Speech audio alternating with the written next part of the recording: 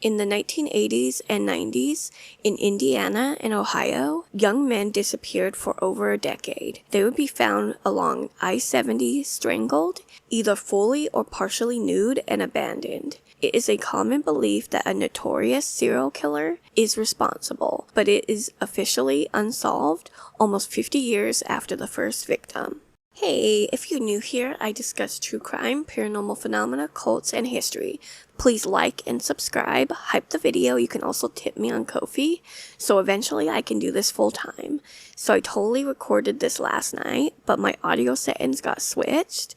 Usually I double check them, but of course the one time I don't, they switch. But without further ado, let's get into today's case. So I'm doing part 2 of Sunday's video. This is Serial Killer Sunday on a Tuesday. This is part 2 of the Herb Baumeister case.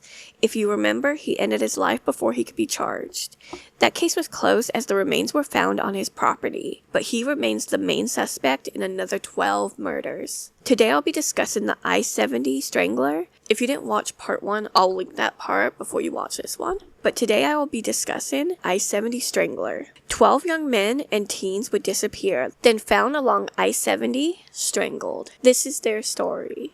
The I-70 Strangler is an unidentified serial killer who is believed to be a man, believed to have killed 12 boys and men in Indiana and Ohio, and disposed of them along the I-70 highway. These murders would last from 1980 to 1991. Most of the victims were ones he met at gay bars in the area. He then would strangle them and leave them naked or partially nude. This one was honestly hard to research because there's a separate I-70 serial killer, also unidentified. If you would like a video on that one, please let me know. But for now, I'm going to run through the victims. I'm going to throw a bunch of names and dates at you. The first victim was a 15-year-old boy named Michael Petrie. He was known to work near the gay bars as a sex worker. I want to say he is underage, but a lot of times in the gay community at this time, teens would get kicked out and become homeless. So sex work was really their only option, or drug dealing, it's all bad. But back to the case. He was reported missing on June 7th, 1980. Witnesses reported seeing him riding around in a vehicle with an unknown man just 3 days after his disappearance. 9 days later, on June 16th, 1980, he was found naked in rural Hamilton County, Indiana. He died from strangulation. No alcohol or drugs were found in his system. The next victim was a 23-year-old named Maurice Taylor. Maurice was a known vagrant who lived in the boiler room of an apartment building in Indianapolis. Like Michael, he was a sex worker in the area. In July 1982, he was found in Weasel Creek, also in Hamilton County, right outside of Atlanta, Indiana. He was topless. His cause of death could not be definitively established, but coroners believed it to be strangulation as well. He was never reported missing and unidentified for 8 months because the closest person to him, his mother, was detained in a mental hospital. Delvoyd Lee Baker, a 14-year-old who at the time of his murder was in the 8th grade. He left his home on October 2nd, 1982 and rode his bike to City Center. He called home to say he would be late because he was going to see a movie. This concerned his parents because to their knowledge, he did not have any money on him. It was later found out that he would cruise gay bars and perform sex work for $20 to $30 a night. He did this for the last 3 months alongside his 16-year-old friend. He was last seen on the evening of October 2nd in downtown Indianapolis. He got into a blue van driven by a white man with a bushy mustache. He was found semi-nude near a river in Hamilton County, like the other 2 boys. Given the fact that Delvoyd was younger and also black, the police did not think that his murder was connected. Michael Andrew Riley was a 22-year-old man. On May 28th, 1983, Michael went to a gay nightclub either called the Vogue Theater or the Broad Ripple. Both are in Indianapolis. He was last seen with an unfamiliar man, whom he left the club with. On June 5th, in Hancock County, southeast of Greenfield, Indiana, Michael was found naked in a ditch under a bridge in shallow water. His cause of death was again strangulation, using fabric, most likely a towel. He had bruises on his neck, bump on his head, and a black eye. His parents were worried and waited for him to call, but this never happened. They finally got a call, but it was not the call they were hoping for. It was the Hancock County Hospital to identify their son. Eric Allen Rucker was a 17-year-old. He left his home on May 7, 1985 to interview for different summer jobs. He never made it to any of the interviews. He was seen in the early morning of May 7th, waiting on the bus when a car offered him a ride, to which he accepted. None of his friends or family believed that he was gay, but it was found out that he had friends and acquaintances who either did drugs or trafficked drugs. This is not to say that gay people only do drugs, sell drugs, are into that stuff. It's to say maybe his parents didn't know all about his life. He was found a few days later near a stream in Preble County, Ohio, east of Lewisburg, and was shirtless. He had an apparent burn mark on his left shoulder. His cause of death was strangulation using a rope. Michael Allen Glenn was a 29-year-old handyman who lived on his own in a trailer park on the outskirts of Indianapolis. Due to this, the date he disappeared was not known. He was found in a ditch near Eaton, Ohio in August 1986. He was practically naked, only wearing his underwear. He had strangulation marks, most likely from a rope, on his neck. He was not identified until 3 years later, when his fingerprints were used to identify him. James Robin Jr. was a 21-year-old man who was last seen leaving his mother's house in Indianapolis on October 15, 1987, around 10 p.m.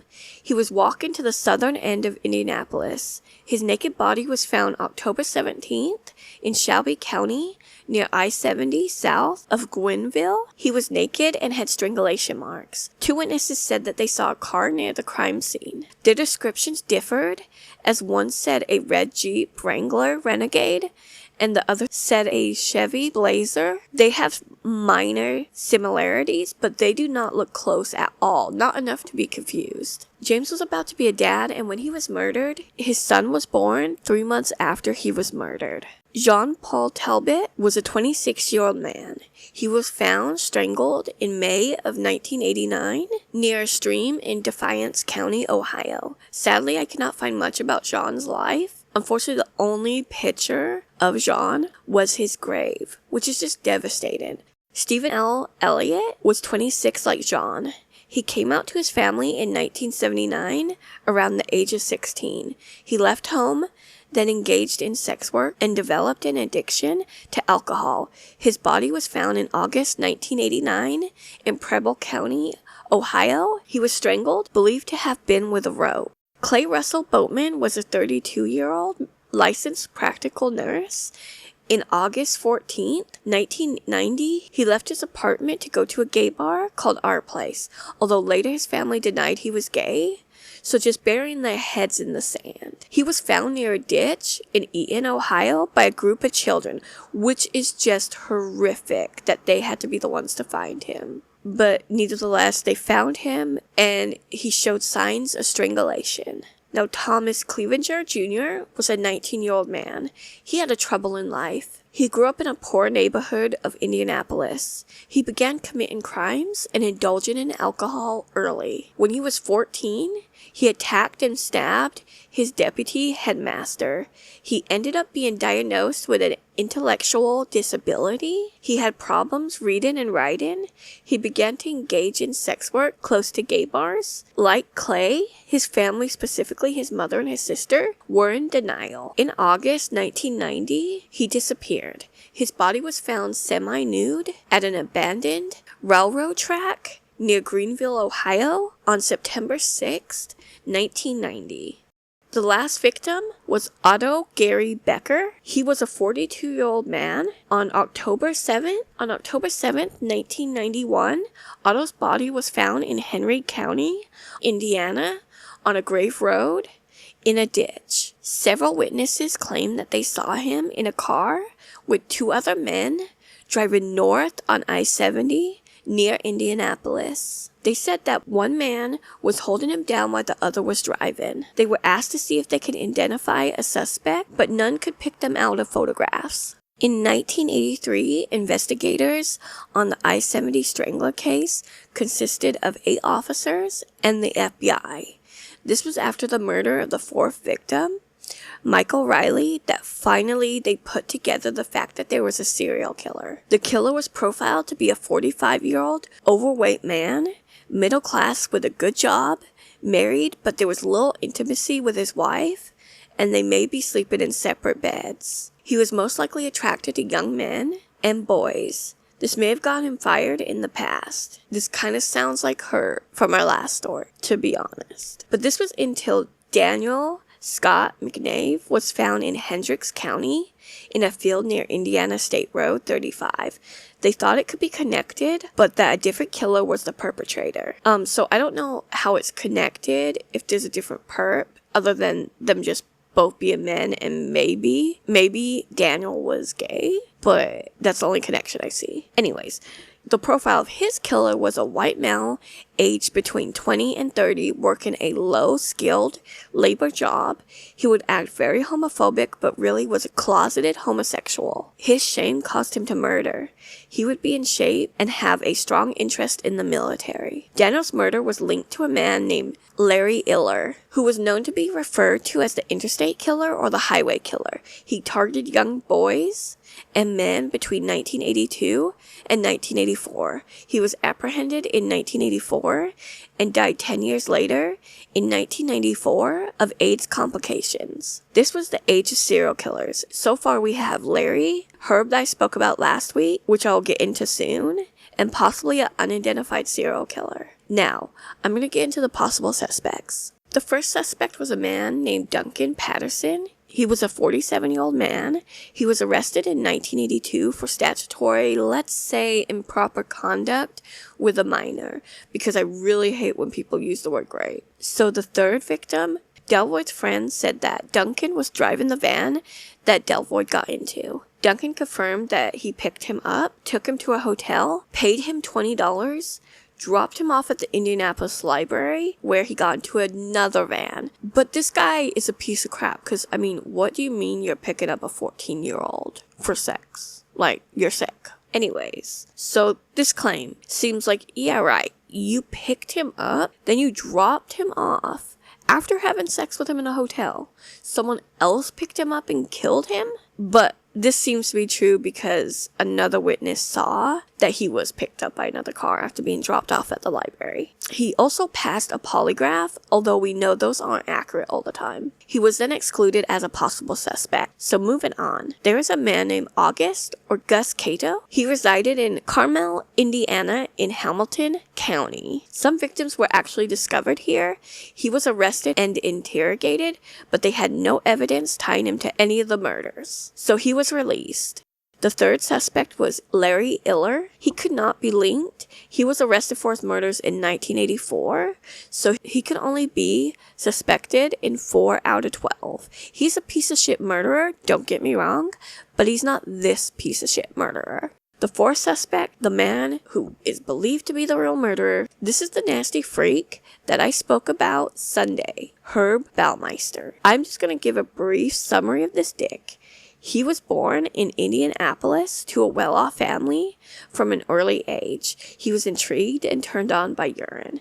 He would ask friends about the taste of urine and pee on teachers' desks. He continued that into his adult life when he peed on his boss desk and on a letter to the governor of Indiana. He would also play with dead animals. Basically, he hit every red flag besides fire. He was later diagnosed with paranoid schizophrenia and antisocial personality disorder. He attended school but dropped out twice. He married his wife Julie, and they had 3 kids. Julie said they only had intercourse 6 times in their 25 union, and she had never seen him naked. He found the Save-A-Lot thrift stores, which were successful. He moved his family into the Fox Hollow farm. When he moved there, the I-5 murders ended on a string of gay men disappearing. This is a remote, huge property. Soon a victim surfaced and basically reported him. His property was searched and found over 10,000 bones. They have identified 10 victims named John Lee Bayer, Jeffrey Allen Jones, Richard Douglas Hamilton Jr., Alan Lee Livingston, Daniel Thomas Halloran, Stephen Sperlinhell, Ellen Wayne Broussard, Roger Allen Goodlett, Michael Frederick Kern, and Manuel Resendez. And 11th victim was assumed to be on the property named Jerry Comier. Herb ended up ending his life with a .357 Magnum before he could be arrested. He left a note apologizing to Julie for taking his life, but nothing about these murders. He's the assumed murder by the police. If you want to know more about Herb's case as a whole, I really encourage you to check out my part 1 video. There was a witness in the disappearance of Riley who assisted in a sketch in 1983. The police believe it looks a lot like Herb. Unfortunately, I looked for the sketch and I really could not find it. All I could find is the I-70 sketch of the other serial killer. It was really hard to sift through the differences. So yeah, so I apologize for that. Now, the survivor of Herb, Mark Goodyear, originally claimed that he escaped Herb, who at the time went by Brian Smart. Then Hulu did a documentary called Return to Fox Hollow, New Victims, Darker Secrets. He said he saw bodies burning in a pit, so authorities think he might be an accomplice, because they do not believe Herb committed these murders alone. Now, this brings me to my final thoughts. I obviously cannot be sure, but I think Herb probably committed the I-70 murders, as well as the Hollow Fox Farm murders. This would bring his murder total to at least 23 victims. Now, my theory on the Mark Goodyear situation is that he probably was dating Herb and witnessed stuff. He got help arguably too late, if true, but I do not think he helped Herb. I was looking into theories by other people who think that he was the actual murderer and blackmailing Herb or murdered Herb as well. I am sorry, but this makes no sense to me. What about his red flag behavior? Also, in the note that Herb left, he talked about eating his favorite sandwich that he ate for his whole childhood. I just don't know if Mark knew all that. That's just my opinion. I do think Mark made bad decisions if, he was more known of the stuff, but not the murderer. I want to bring it back to the victims. They do not deserve what happened to them. Thanks for listening to the victims of the I-70 Strangler and remembering them with me today. I keep an open mind to any theories and would like to know what you think. I want to know your opinion, but please be respectful. If you're a judgmental dick, you'll be removed and blocked. Comment, subscribe, and like. If you have any future cases you'd like me to cover, please request a case using my form in the description box. You can also put them in the comments as I read the comments. Join me on Wicked Wednesday when I discuss the horrific murder out of Japan. Until next time, stay curious, cautious, and safe. Bye!